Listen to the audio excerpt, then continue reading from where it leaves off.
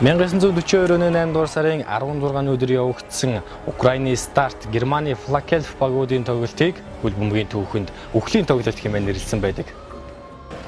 1942 оны 100 фашистын булан эзлэгчдэд эзлэгдсэн Украины нийслэл Киевийн хөл бөмбөгийн баг Германы багт хожигдоогүй улмаас концлагер торигдож улмаар зарим нь амиалдсан.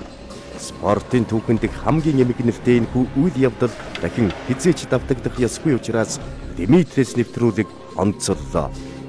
9-р сарын 23-нд 21 цаг 30 минутаас сүлд телевизээр бүлээн авч үзээрэй.